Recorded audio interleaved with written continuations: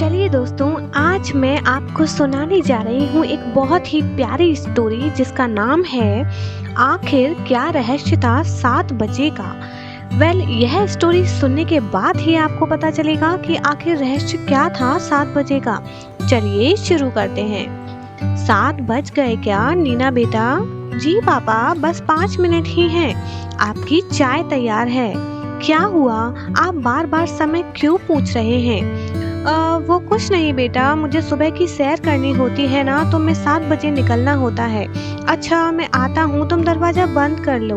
पापा, आपकी चाय 2 मिनट लगेंगे, पीकर चले जाना। नहीं, समय नहीं है, 7 बज गए। पता नहीं पापा को क्या हो गया है। जब से दूसरे शहर में आए हैं तब से बड़े बदले बदले से लग रहे हैं। अब भला 5 मिनट में कौन सी गाड़ी छूट जाती। चाय भी ऐसे ही छोड़कर चले गए। कुछ पूछो तो बताते भी नहीं हैं। तभी आवाज आई, नीना चाय बना दो। रोहित, तुम पापा से बात करो ना। क्यों, क्या हुआ पापा को? उनकी तबीयत तो ठीक है ना?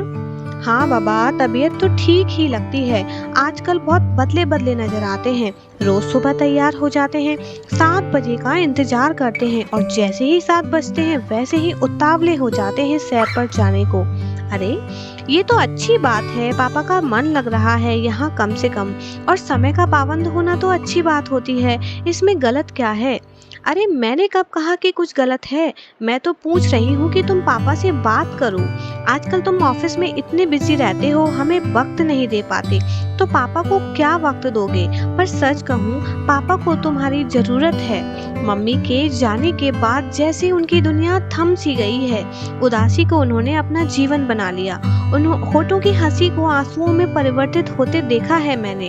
तुम तो अपने काम में इतना व्यस्त रहते हो कि उनसे 2 पल बैठकर बातें भी नहीं कर पाते। पहले तो रौनक के साथ थोड़ा वक्त बिताते थे तो उनका समय निकल जाता था, पर अब रौनक भी बड़ा हो गया है, अपनी पढ़ाई में व्यस्त हो गया है, अब वो इतना समय नहीं बिता पाता। मैं जानता हूँ नीना, माँ के जाने के बाद में उन पर जैसे एक पहाड़ सा टूट गया है। आदत नहीं थी उन्हें माँ के बिना जिंदगी में कुछ भी करने की। सुबह से शाम तक बस कैसे दोनों अपनी जिंदगी का आनंद लेते थे पता ही नहीं चलता था। हम सफर खोया है उन्होंने, तो उनका सफर भी जैसे रुक सा गया है। मैं भी शायद एक अच्छा बेटा बनने की बस कोशिश ही करता रह गया, पर उनके गम का आधा हिस्सा भी नहीं बांट पाया। मैंने तो माँ की यादों को तुम्हारे और रौनक के साथ बांट लिया, पर वो आज भी उन यादों की पोटली अपने दिल में छुपाए रखे हैं। सही कहा रोहित, मैंने कई बार पापा को सिसकते देखा है अकेले में। बिस्तर का एक कोने को घंटों तक निहारते रहते हैं, पर आजकल बदल गए हैं वो।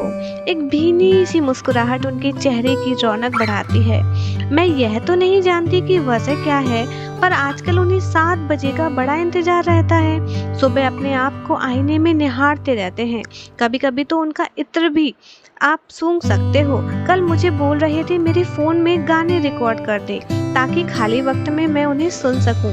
यह सब तो अच्छा है, उनका मन लगने लगा है, पर अगर हमें वजह मिल जाए तो उनकी खुशियों में हम 4 चांद लगा सकते हैं।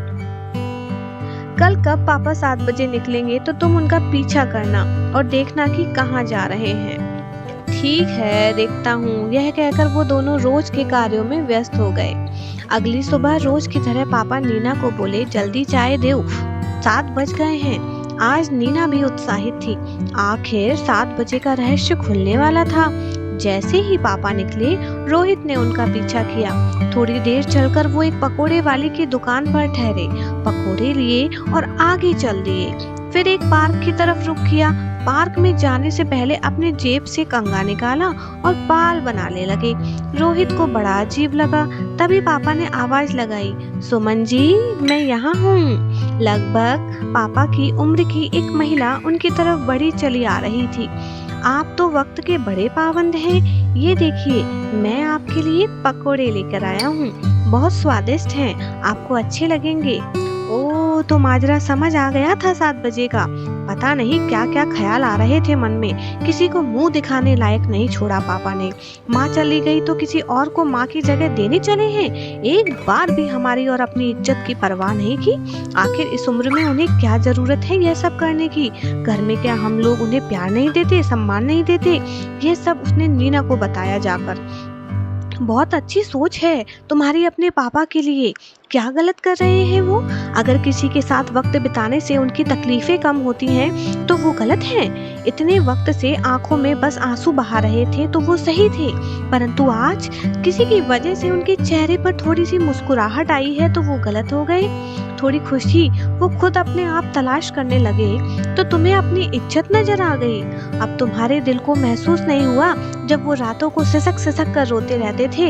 एक रात भी तुम सोए अपने पापा के साथ में, उन्हें हौसला दिया? एक बार भी तुमने उनसे पूछा कि पापा ऐसा मैं क्या करूं कि आपके जीवन में खुशियां आ जाएं? पूछा एक बार भी कि इन उस उदासी में कैसे आपसे दूर कर दूं? पर आज तुम्हें थोड़ी सी खुशी उनको देखते हुए देखा तो तुम्हारे सीने में दर्द उठ गया। एक तरफा है तुम्हारी मोहब्बत जो तुम्हारे नियम पर चलती है। रोहित ने कहा, मुझे माफ कर दो नीना, जो बहू बनकर तुम उनके दर्द को समझ पाई वो उनके औलाद बनकर मैं महसूस भी नहीं कर पाया। कितने साल निकाल दिए उन्होंने तन्हाई में और मैं उनके सुकून को ढूंढ ना सका। लानत है ऐसे बेटे पर। इतने में पापा जी आ गए। उन्हें खबर नहीं थी कि रोहित उनके पीछे गया था। वो अपनी धुन में मस्त थे। मुस्कुराहट उनके जीवन का राज बयां कर रही थी। कुछ ना कहकर भी शब्द जुबां पे आ रहे थे। क्या बात है, आज बहुत खुश लग रहे हो पापा? कुछ नहीं बेटा, बस अब जीने की इच्छा करती है। मन करता है जिंदगी जितनी मोहलत दे अब खुशी होकर बिताऊं। हाँ हाँ, क्यों नहीं पापा, खुशी पर तो सबका अधिकार होता है। जहाँ से मिले वहाँ से बटोर लेनी चाहिए और कोशिश करनी चाहिए कि खुशी आपको कभी छोड़कर ना जा सके। उसे इस तरह से सहेज लो। समझ नहीं आ रहा था कि बात खुशी की हो रही है या किसी और की। बस पहेलियां बुझा रहे थे। अरे अगले रविवार को पापा का बर्थडे है, मैंने कुछ सोचा है, रोहित ने कहा। दिन निकलते गए और जब रविवार आया तो वही पापा के जन्मदिन पर फिर तैयारियां हो गई। और आज तो पापा के चेहरे की रौनक बता रही थी कि ये जन्मदिन केवल उनके लिए खास नहीं है बल्कि किसी और के लिए भी खास ही है। नीना मेरी चाय। अभी 7 बजने में वक्त है पापा, और आज तो आपका जन्मदिन है। आज तो घर पर रहिए, कम से कम आज का दिन तो हमारे साथ बिताओ। हाँ क्यों नहीं, बस मैं सैर करके आता हूँ, फिर हम सब साथ में जन्मदिन मनाएंगे। और आज तो रविवार है, रोहित और रौनक भी घर पर रहेंगे। अच्छा, बातों बातों में मुझे लेट हो रहा है। 7 बज गए, मैं जा रहा हूँ। जैसे ही दरवाजा खोला, जो सामने देखा उसे देखकर पापा के होश उड़ गए। आप यहाँ? कौन है पापा? आपके कोई दोस्त है क्या?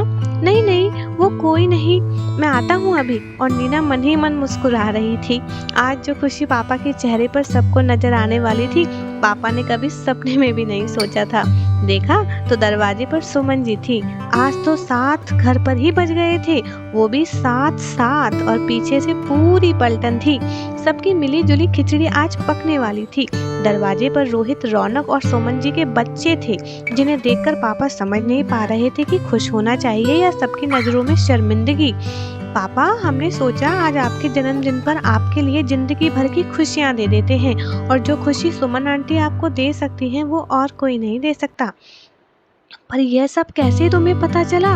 और सुमन जी से तुम कब मिले? वो हुआ यूं कि जब आप 7 बजे की वार्तालाप खत्म करके आए तो हम सुमन आंटी से बात करने चले गए। वो हमें अपने घर ले गई और अपने परिवार से मिलाया। वह हम आपको जन्मदिन पर सरप्राइज देना चाहते थे।